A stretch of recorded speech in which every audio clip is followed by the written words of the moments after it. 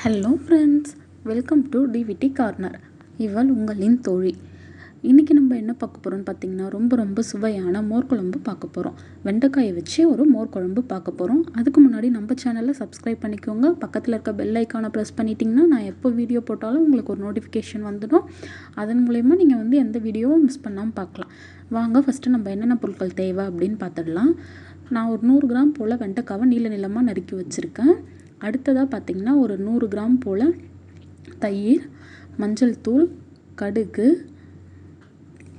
ஒரு துண்டு இஞ்சி, வெங்காயம், பச்சை மிளகாய் 2, கருவேப்பிலை, கொத்தமல்லி, ஒரு தக்காளி நறுக்கினது, பெருங்காயம், இஞ்சி ஒரு அரை ஸ்பூன் போல் எடுத்துக்கோங்க.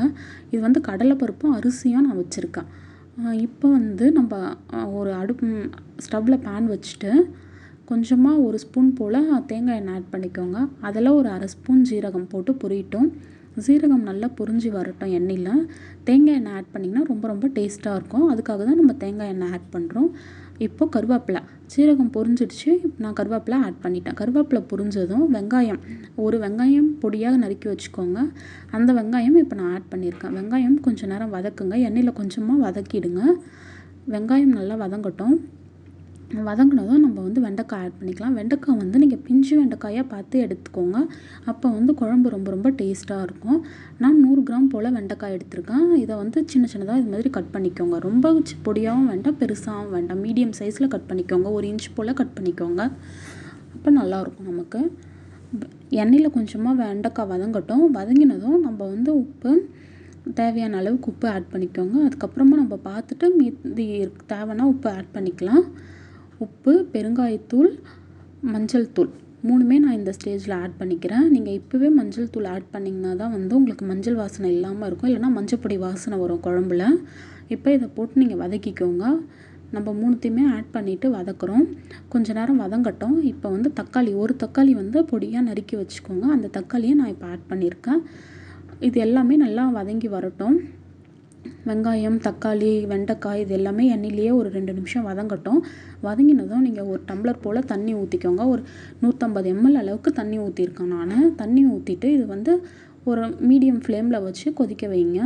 இந்த ஸ்டேஜில் நம்ம மசாலாவுக்கு தேவையானதை அரைச்சிக்கலாம். நான் 2 ஸ்பூன் கடலைப்பருப்பு, 1 ஸ்பூன் பச்சை அரிசி, அந்த ரேஷியோவில் 2:1 அப்படின்ற ரேஷியோவில் எடுத்திருக்கேன். இதை ஒரு 15 நிமிஷம் போல் ஊற வச்சுக்கோங்க. நான் இப்போ ஊற வச்ச கடலைப்பருப்பு, அரிசி 2த்தையும் மிக்சியில் ஆட் பண்ணிக்கிறேன். ஒரு மிக்சி ஜார் எடுத்து இதை ஆட் பண்ணிக்கோங்க. அடுத்தது நம்ம ஒரு பச்சை மிளகா ஒரு அரை ஸ்பூன் ஜீரகம் ஆட் பண்ணிக்கோங்க. அடுத்ததாக 2 பச்சை மிளகா சொன்னோம் இல்லைங்களா, அதில் இப்போ நம்ம ஒரு 1.5 பச்சை மிளகா போல் ஆட் பண்ணிக்கலாம். நான் கட் பண்ணி போடுறேன். 1 பாதியமாக 2 போல் கட் பண்ணி போட்டுக்கோங்க. ஒரு 1.5 பச்சை மிளகா போட்டுட்டு 1/2 பச்சை மிளகா எடுத்து வச்சிடலாம். ஒரு துண்டு இஞ்சி ஆட் பண்ணிக்கலாம். இது வரைக்கும் நீங்கள் தண்ணி ஆட் பண்ணி அரைச்சி எடுத்துக்கோங்க. நல்லா மையாக அரைச்சி எடுத்துக்கோங்க. தண்ணி ஆட் பண்ணிங்கன்னா தான் நல்லா அரைக்க முடியும். இப்போ நம்ம அரைச்சதை நம்ம வேறு ஒரு பாத்திரத்தில் மாற்றிக்கலாம். இப்போ நம்ம கொதிச்சிடுச்சா அப்படின்னு வெண்டைக்காய் ஓப்பன் பண்ணி பார்க்கலாம். வெண்டைக்காய் ஒரு 80% வெந்திருந்தால் ஓகே. உங்களுக்கு ஒரு 3-4 மினிட்ஸ்லேயே அது வெந்துடும். உங்களுக்கு நல்லாவே வெந்திருக்கு வெண்டைக்காய். இப்போ இந்த ஸ்டேஜில் நம்ம அந்த கடலைப்பருப்பு மசாலாவை ஆட் பண்ணிக்கலாம். நீங்கள் மசாலா அதை ஆட் பண்ணதும் நல்லா கைவிடாமல் கலரிக்கிட்டே இருங்க. அப்படி இல்லைன்னா உங்களுக்கு அடிப்பிடிச்சிடும். நான் இப்போ இதை ஆட் பண்ணுறேன். கடலைப்பருப்பு, அரிசி ஞாபகம் வச்சுக்கோங்க, 2:1 ரேஷியோவில் இருக்கணும். நீங்கள் 2 பங்கு கடலைப்பருப்பு எடுத்திங்கன்னா 1 பங்கு பச்சரிசி அந்த மாதிரி எடுத்துக்கோங்க. பச்சரிசி ஆட் பண்ணிங்கன்னா தான் ரொம்ப நல்லாயிருக்கும். இப்போ நான் கைவிடாமல் ஒரு 2 நிமிஷம் போல் கலர்றேன். நம்ம இந்த மாதிரி கலரும் போது உங்களுக்கு கடலைப்பருப்பு நல்லா வெந்துடும். இதுக்காக தனியாக வேகணும்னு அவசியம் இல்லை. நீங்கள் ஒரு 2 நிமிஷம் கலர்னாவே போதும். அதுக்கப்புறம் ஒரு கப் அளவு தண்ணி ஆட் பண்ணிக்கோங்க. ஆட் பண்ணிட்டிங்கன்னா நமக்கு நல்லா அது கொதிச்சு வந்துடும்.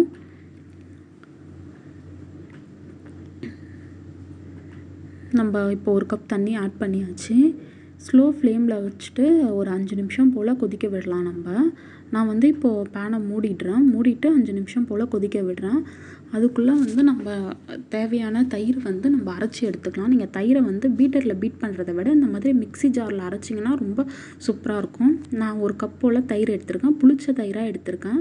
நம்ம பாதி வச்ச பச்சை மிளகா, ஒரு 1/2 ஸ்பூன் போல் சீரகம் இதில் ஆட் பண்ணிக்கோங்க. ஆட் பண்ணிவிட்டு நம்ம தயிரை வந்து ஒரு சுற்றி எடுத்துக்கலாம். ரொம்ப அரைக்கணும்னு அவசியம் இல்லை. ஒரு சுற்றினாவே போதும். இந்த அளவுக்கு இருந்தாவே போதும். உங்களுக்கு லேசாக அங்கங்கே பச்சை மிளகா தெரிஞ்சாலும் நல்லா தான் இருக்கும்.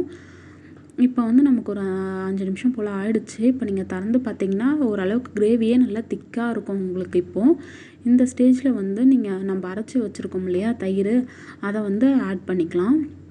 தயிர் ஆட் பண்ணும்போதே அப்படியே நமக்கு ஒரு க்ரீமியாக இருக்க மாதிரி இருக்கும். ஆட் பண்ணிவிட்டு நீங்கள் நல்லா கலந்து விட்டுக்கோங்க தயிர் ஆட் பண்ண பிறகு ரொம்ப நேரம் நம்ம கொதிக்க வைக்கணும் அப்படின்னு அவசியம் கிடையாது. ரொம்ப நேரம் கொதிச்சதுன்னா வந்து கசந்து போயிடும் நமக்கு குழம்பு. அதனால் ஒரு 2லேருந்து 3 நிமிஷம் நமக்கு கொதித்து வந்தாவே போதும். இப்போ பார்க்கும்போதே தெரியும் நல்லா திக்காக உங்களுக்கு இருக்கும் கிரேவி. ஒரு 2 நிமிஷம் கொதிக்கணும். அதுக்குள்ளே நம்ம வந்து கருவேப்பிலை கொத்தமல்லி மட்டும் இதில் இப்போ ஆட் பண்ணிடலாம். இந்த ஸ்டேஜில் ஆட் பண்ணிவிட்டு நம்ம ஒரு 5 நிமிஷம் போல் மூடி வச்சிடலாம். 4லேருந்து 5 நிமிஷம் மூடி வச்சா போதும். நான் கருவேப்பிலை கொத்தமல்லி ஆட் பண்ணிவிட்டு இப்போ மூடி வச்சிடுறேன் நான். ஒரு 4 நிமிஷம் போல் ஆயிருக்கு. இப்போ ஓப்பன் பண்ணி பார்க்கலாம். இப்போ பார்த்தீங்கன்னாவே தெரியும் உங்களுக்கு எவ்வளோ அழகாக கொதிச்சு வந்திருக்குன்ட்டு. திக்காகவும் இருக்குது. இப்போ வந்து நம்ம தாளிச்சிக்கலாம். அவ்வளோதான். அதை இறக்கி வச்சுட்டு தாளிச்சிக்கலாம். நான் நல்ல தேங்காய் எண்ணெய் 1 ஸ்பூன் போட்டு கடுகு, காஞ்ச மிளகாய், கருவேப்பிலை இது 3ம் போட்டு தாளிச்சிருக்கேன். தேங்காய் எண்ணெய் ஆட் பண்ணிங்கன்னா தான் டேஸ்ட்டாக இருக்கும். 1 ஸ்பூன் தேங்காய் எண்ணெய் தான் நான் யூஸ் பண்ணியிருக்கேன். இப்போ இது நல்லா பொரிஞ்சு வந்துடுச்சு. நம்ம அடுப்பை ஆஃப் பண்ணிவிட்டு மோர் குழம்புல வந்து எடுத்து இதை கொட்டிடலாம் நம்ம. அவ்வளோதான், நம்மளோட சுவையான மோர் குழம்பு வந்து ரெடி ஆகிடுச்சு. வெண்டைக்காயை வச்சு ரொம்ப டேஸ்ட்டாக இருக்கும் உங்களுக்கு இது. நீங்கள் புளிச்ச தயிர், ஓரளவுக்கு புளிச்சிருக்க தயிர் எடுத்திங்கன்னா இந்த குழம்பு வந்து ரொம்ப டேஸ்ட்டாக இருக்கும். சாதத்தோடு வச்சு சாப்பிடலாம். இதுக்கு சைட் டிஷ்ஷாக நம்ம சேனல்லையே போட்டிருப்போம் கருணைக்கிழங்கு மசாலா. அது ரொம்ப டேஸ்ட்டாக இருக்கும் இதுக்கு.